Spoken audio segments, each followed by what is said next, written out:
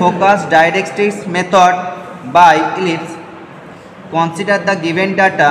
The distance of the focus from the directrix is equal to the 50 mm and eccentricity is 2/3. Draw ellipse. এটা আমরা draw করব, ঠিক আছে। ফার্স্টে আমরা কি করব, একটা ডাইরেক্ট্রিক্স ড্র করব।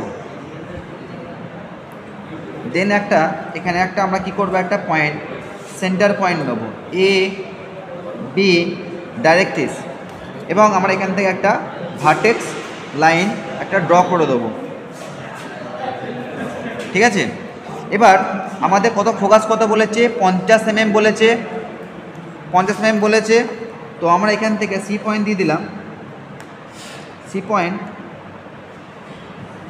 সি থেকে একটা 50 mm দূরত্বে একটা আমরা ফোকাস ড্র করে নেব, এবং তারপর কি করব, আমরা প্রত্যেকটাকে 1 সেন্টিমিটার অন্তর অন্তর একটা পয়েন্টিং মার্ক করে নেব। তো আমাদের এসেন্ট্রিসিটি বলে দেওয়া আছে, ই বলে দেওয়া আছে, ই বলে দেওয়া আছে 2/3। সো এটা এফ 2/3 মতলব এখান থেকে ফোকাস থেকে 1 2 3 4 5 আমরা এখানে 1 2 3 4 5 আমরা এদিক থেকে 3 নম্বর লাইনে আমরা একটা ড্র করে নেব। দেন কী করব,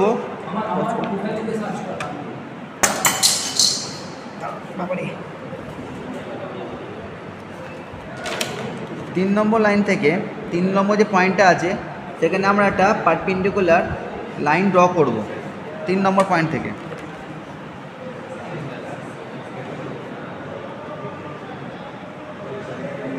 এই 3 নম্বরটাই হচ্ছে আমার ভি, ঠিক আছে। এবার দেন কি করব, 3 থেকে এফ এর মাপটা নেব, 3 থেকে এফ এর মাপটা নেব,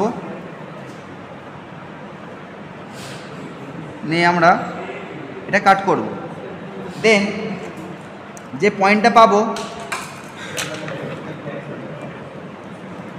যে পয়েন্টটা পাবো সেই পয়েন্ট দিয়ে আমরা এখান থেকে একটা কন্টিনিউয়াস লাইন একটা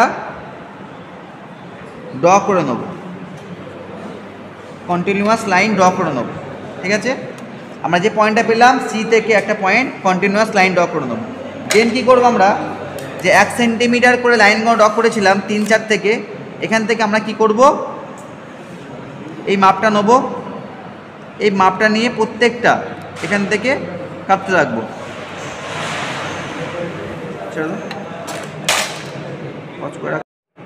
আমরা কি করলাম, ভি থেকে প্রত্যেকটা পয়েন্ট নিয়ে মার্কিং করে নিলাম। দেন কি করব, এগুলোকে প্রত্যেকটা পারপেন্ডিকুলার লাইন এর সাথে ড্র করতে থাকবো, ড্র করতে থাকবো। এই যে প্রত্যেক পয়েন্ট পেয়েছি আমরা, প্রত্যেকটা পয়েন্ট থেকে আমরা একটা পারপেন্ডিকুলার লাইন ড্র করতে থাকবো।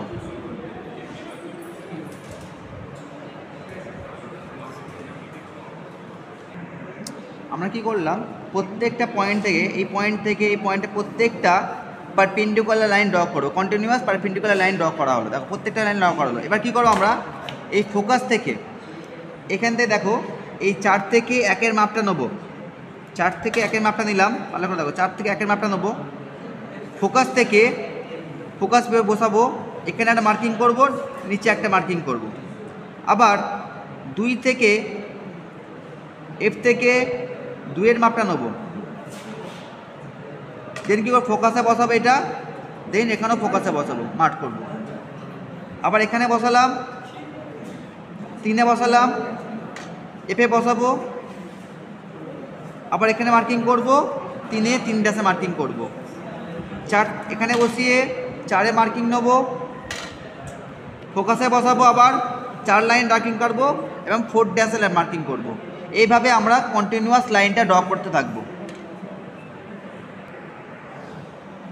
এবার আমরা প্রত্যেকটা দেখো ফোকাস থেকে আমরা 8-এর ফোকাস থেকে মাপ নিয়েছি, দাম নিয়েছি, দেন এফ থেকে গিয়ে 8-এ লাইন টেনেছি, দেন 8 ড্যাশ লাইন টেনেছি।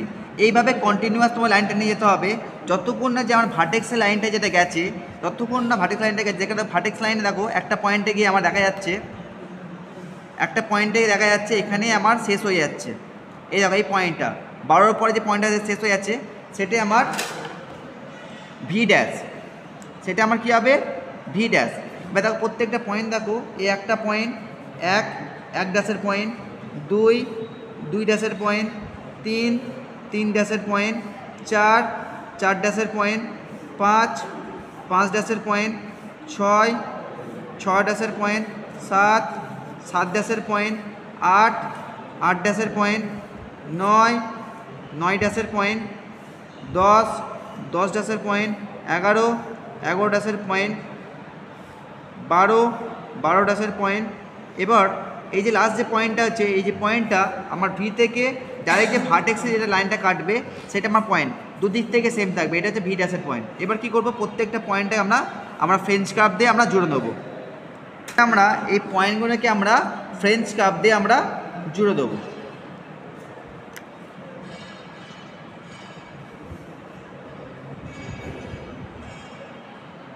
উপর দিকে জুড়বো, দেন